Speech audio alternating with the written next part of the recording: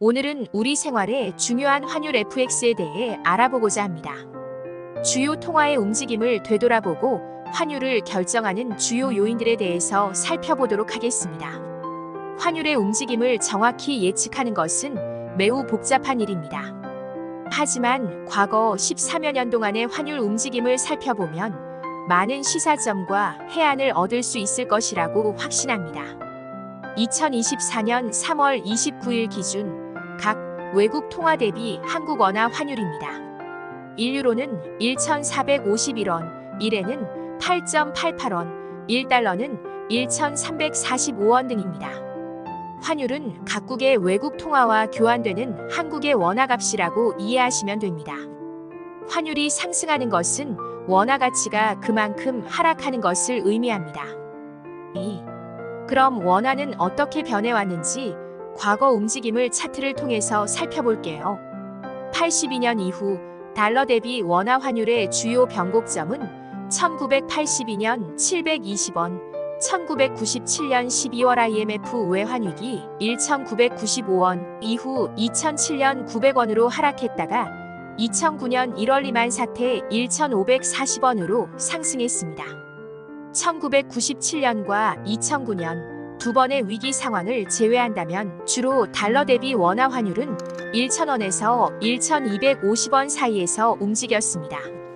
2020년 이후 중국 위안화와 원화의 움직임은 높은 상관관계를 보여주는데, 이는 우리나라가 중국과의 수출입이 많고 경제가 상호 밀접한 현실을 잘 설명해주는 부분입니다.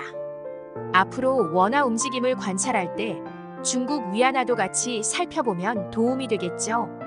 환율의 급격한 환율 변동을 야기한 두 건의 사건이 궁금하시죠? 첫 번째, 1997년 IMF 외환위기는 태국의 환율제도 변경에서 환율을 이용한 차입 실현으로 동남아 통화위기가 발생하였고, 이로 인해 동북아까지 영향을 미치게 된 사건입니다. 외환 유동성이 급격하게 줄어들었고 수출 수입의 의존도가 높던 한국도 단기 부채 만료와 아시아 경제에 불안감을 느낀 외국 자본의 급격한 유출이 발생하면서 외환 보유고가 바닥나게 되었고, 충격을 극복할 수 없을 정도로 단기간에 기업의 파산이나 부도, 대량 실직이 일어나고 환율은 2,000원 가까이 상승하였습니다. 두 번째는 2008년 9월 미국의 투자은행 리먼 브라더스가 파산한 사건입니다. 파산의 원인은 서브프라임 모기지 부실이었습니다. 2000년대 초반 미국에서는 부동산 시장이 호황을 누리면서 서브프라임 모기지 대출이 급증하다 2006년부터 부동산 가격이 하락하면서 서브프라임 모기지 대출자들이 대출금을 상환하지 못하는 사태가 발생했습니다. 이로 인해 서브프라임 모기지 대출을 기반으로 발행된 파생 상품들도 부실화되었고, 리먼 브라더스는 이로 인한 손실을 감당하지 못하고 파산하게 되었습니다. 리먼 브라더스의 파산으로 인해 글로벌 금융위기가 발생했고, 전 세계적으로 주가가 폭락하고 환율이 급등하는 등의 금융위기가 발생했습니다. 이후 미국 정부와 세계 각국의 중앙은행은 금융위기를 극복하기 위해 대규모 구제금융과 양적 완화 정책을 시행했습니다. 현재까지도 금융위기의 후유증은 여전히 남아있습니다. 3. 과거 14년간 일본 엔화 환율의 주요 움직임은 다음과 같습니다. 달러 대비 70 후반이었던 엔화가 2011년 동일본 대지진과 후쿠시마 원전 사고로 일본 정부가 대규모 양적 완화 정책을 발표하면서 엔화 가치가 하락하기 시작했습니다.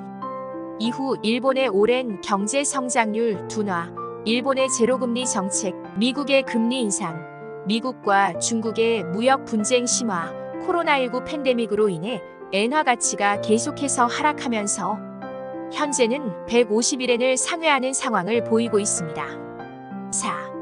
과거 17년간 브라질 환율의 주요 움직임은 다음과 같습니다. 1997년 달러 대비 1레알이었으나 2002년 브라질 외환위기를 겪으면서 4레알까지 하락했습니다. 2010년 브라질은 원자재 가격 상승 등으로 경제 성장률이 좋아지면서 1.6에서 1.8 헤아라로 회복됩니다. 하지만 2015년 원자재 가격 하락과 정치적 불안, 미국과 중국의 무역 분쟁, 코로나19로 인한 브라질 경제 위기로 인해 5.7회알화까지 하락했다가 현재는 5회알화 정도에서 횡보하고 있습니다. 2020년 1월 해알화 대비 원화는 200원에서 계속 상승하여 현재는 270원 레벨입니다. 브라질 국채 투자에 관심 있으신 분들은 참고하세요.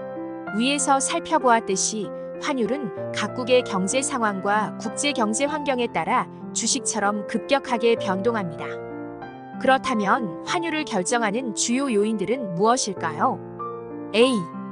각국의 금리 수준과 물가 수준. 각 나라의 금리 수준과 물가 수준은 세계 투자자들의 투자 결정에 지대한 영향을 미치므로 환율은 그에 따라 반응합니다.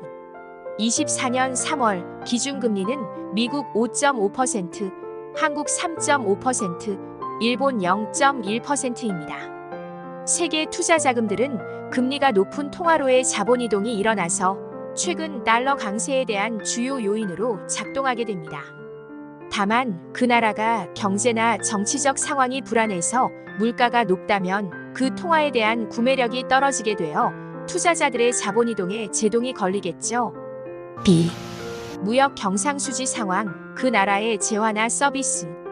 재화나 서비스 수출입에서 발생하는 경상수지가 흑자여서 외화 유입이 늘어난다면 환율이 하락하겠죠. C. 정치적 안정성과 외환 보유고를 통한 정부의 외환 시장 개입. 정치적으로 불안하여 투자자들의 신뢰도가 떨어지고 정부가 적시에 외환 시장에 개입하지 않거나 못하게 된다면 환율은 상승하겠죠. D. 국제금융시장의 변동. 특정 국가가 안정되어 있다고 하더라도 세계 금융시장이 불안할 경우 안전자산 선호가 심해져 미국 등으로 자본이 이동한다면 환율이 상승하겠죠. E. 이러한 요인들은 모두 서로 상호작용하며 이들 요인의 변화에 따라 환율이 변동합니다. 따라서 환율의 움직임을 정확히 예측하는 것은 매우 복잡한 일입니다.